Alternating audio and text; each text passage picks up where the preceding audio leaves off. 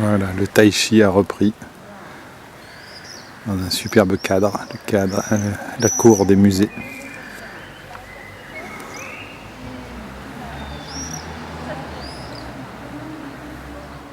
Les débutants aussi sont là.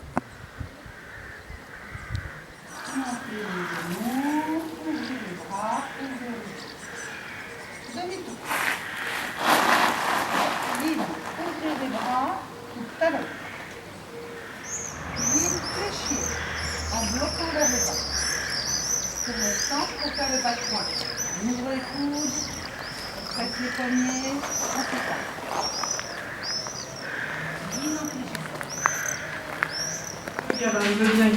Ah, le retour des 5e, on les aime. Ils sont venus, ils sont tous là. Et là, qui est là? Et qu'est-ce qu'on dit? Gardez la patate. Ah oui.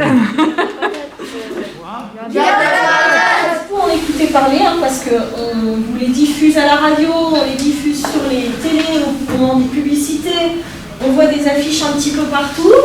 Comment? Elles sont mis du tout. Attends. C'est bon, vous vous désinfectez les mains et vous partez en récré. Allez, c'est parti.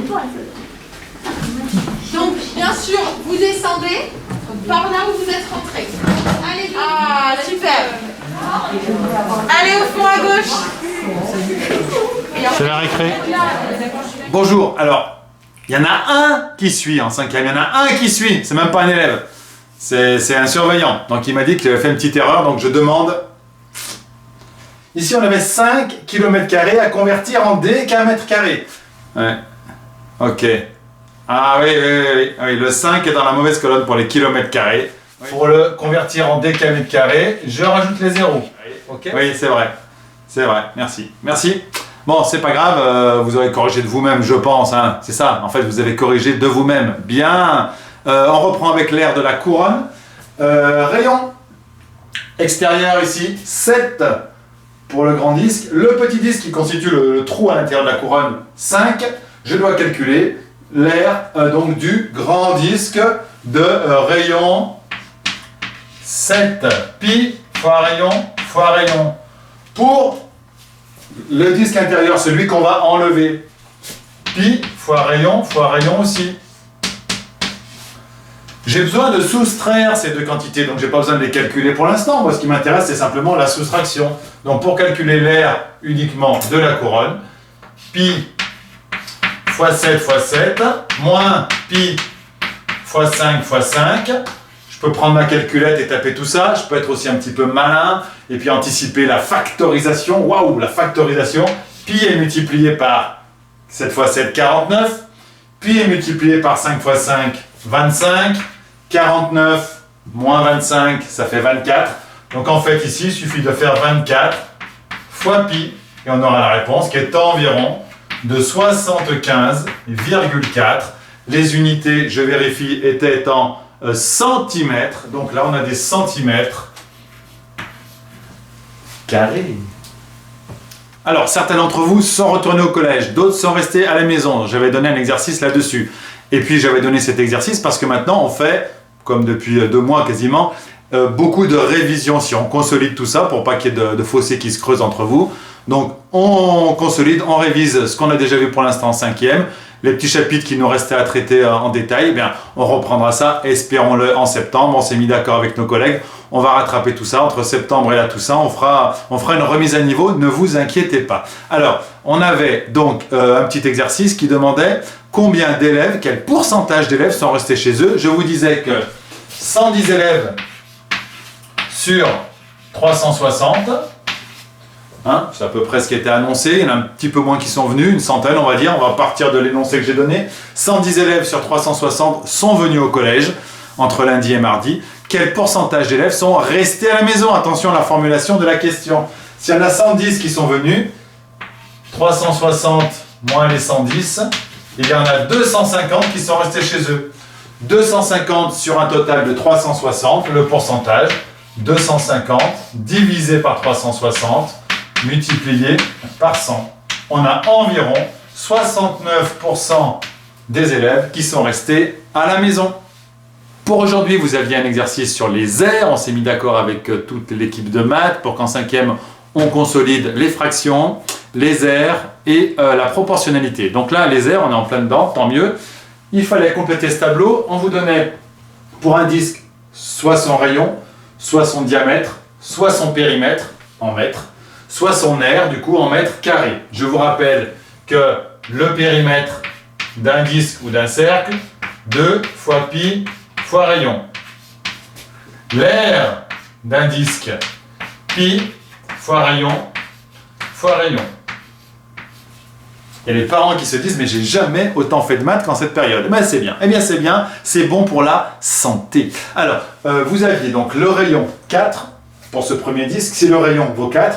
Le diamètre 2 fois 4, le diamètre c'est 2 fois le rayon, 8. Le périmètre, j'applique la formule, 2 fois pi fois rayon, que je peux aussi écrire pi fois diamètre. Eh oui, pi fois diamètre, donc 8 fois pi. Ok, ou 2 fois 4 fois pi. L'aire, rayon fois rayon, 16 fois pi. On laisse la valeur exacte, comme ça, exprimée avec pi. Ici, on donnait le diamètre. Ah, la cloche sonne. Je travaille à 11h du matin. Ça, vous avez la preuve. Alors, la cloche sonne et le 9 du diamètre, je le multiplie par pi pour avoir le périmètre. Je prends la moitié pour avoir le rayon. Et l'aire, ça va être donc 4,5 rayon fois 4,5 rayon fois pi. 4,5 fois 4,5, je le calcule, ça me fait 20,25 fois pi. Ici, cette fois-ci, j'ai le périmètre. Le périmètre, c'est pi fois le diamètre. Donc le diamètre est ici, il vaut 7. Donc le rayon, la moitié, 3,5. Et l'aire, rayon fois pi, 3,5 fois 3,5, je me penche sur mes notes, 12,25 fois pi. Le dernier, 36, pi, c'est pour l'aire. 36, c'est 6 fois 6. Donc rayon 6 fois rayon 6 fois pi. Le rayon vaut donc 6, on va changer de couleur. 6, ok, 6 fois 6 fois pi. 36 pi, c'est cohérent. 6 fois 2, 12 pour passer du rayon au diamètre. Et le périmètre, 2 fois rayon fois pi, ou diamètre fois pi, donc 12. Oups là, 12 fois pi. J'ai le droit d'écrire 12 pi. Je peux enlever le signe multiplié entre un nombre et une lettre. Et je vous propose ensuite une situation concrète, issue du livre. On va essayer de travailler pas mal sur le livre pour ceux qui viennent au collège. Ils auront comme ça un support tout trouvé. Qu'est-ce que c'est qu'une pente? On entend parfois parler de la pente d'une route, hein, quand on suit le Tour de France. Hein, je vous parlais du Tour de France qui n'aura pas lieu cette année. La pente d'une route, qu'est-ce que ça veut dire d'une pente de 10%? Une pente de 10%, c'est quand vous avancez horizontalement de 100 mètres. Donc si c'est une pente en montée, vous avez grimpé verticalement de 10 mètres. Ok? Une pente de 10%, c'est ça. Là, on dit qu'on a une pente de 10%. Attention, ce n'est pas 10 degrés ici. Hein. On apprend ça à calculer dans les classes supérieures. Là, on est entre 5 et 6 degrés en fait. D'accord? Donc on ne confond pas pourcentage de pente et degré de la pente, degré de l'angle. Donc ici, on dit qu'on a une pente à 10%, 10%. 10% de pente, 10 divisé par 100, ou une pente de 0,1. Donc vous avez des exercices avec des pentes, la pente notamment sur la montagne, le skieur, c'est page 83, numéro 133. Vous me faites ça pour lundi, ou vous le faites au collège avant, c'est comme vous voulez. Ok, mais gardez-vous un petit peu de travail pour lundi prochain au collège, sinon comment on va vous occuper, hein, à part faire des danses débiles. En 4e, je vous remontre le petit visuel, le dé qu'on lançait, c'était un dé qui avait des faces colorées, une bleue, une rouge, une jaune, une verte et 2 faces noires. Donc on a relevé, regardez le visuel, voilà. Sur ce graphique, le nombre d'apparitions de chaque couleur. Alors le jaune est apparu 20 fois sur un total de 100 lancés. Ok, donc ça fait 20%. 20% des tirages qui sont jaunes. Le noir, 20% ou 0,20 bien sûr. Le noir est apparu, si on lit sur le graphique, regardez, 30 fois. Donc le noir est apparu 30 fois sur 100, 0,30, soit 30% des lancers qui ont donné la couleur noire. Maintenant, on va se... Non, c'était juste une expérience, ça. Maintenant, on va essayer de modéliser ça, de regarder mathématiquement quelle est la probabilité avec un tel dé que le jaune sorte. Alors, dans un dé comme celui-ci, je vais séparer ici.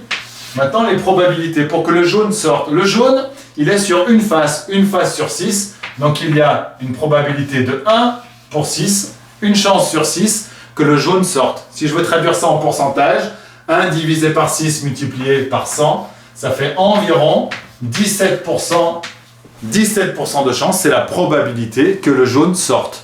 Pour le noir, il y a deux faces sur 6. Deux faces sur 6 qui sont noires, donc on a 2 chances sur 6 que la couleur noire sorte. 2 sur 6, ça fait environ 33% de chance. On vous demandait pourquoi on ne trouve pas la même chose avec notre tableau et avec notre... Là, je vais bien mettre 30%, ok? La même chose avec notre tableau et avec les probabilités théoriques. Ben justement, ça c'est la théorie, ça c'est une expérience qui est faite sur une centaine de lancers. Donc forcément, ne trompe pas pile sur la probabilité. Ce que je vous ai déjà expliqué, si vous lancez une pièce de monnaie 2 fois, vous n'êtes pas sûr d'avoir une fois pile, une fois face, alors que la chance d'obtenir pile ou face, c'est 1 sur 2. Non, il faut multiplier ça un très grand nombre de fois. Et je vous assure que si vous lanciez ce fameux dé 10 000 fois, par exemple, on serait très proche de ces pourcentages. Plus on répète l'expérience, plus on s'approche de la probabilité théorique. Alors vous allez rire.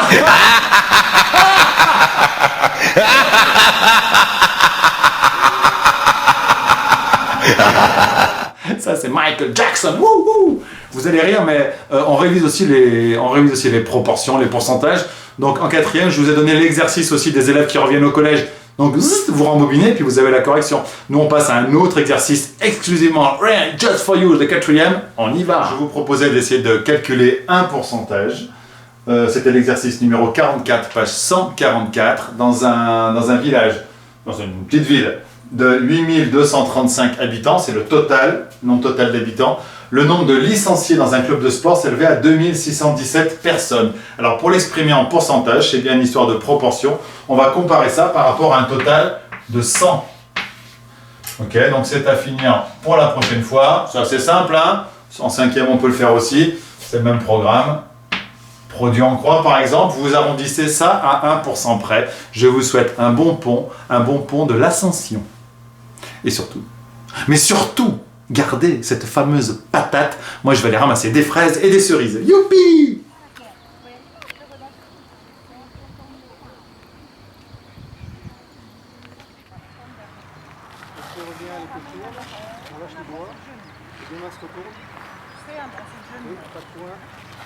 Voilà. Ici, vous avez les orteils. Ouvrir et avancer. Voilà. Les doigts contre la hanche et les hanches dans la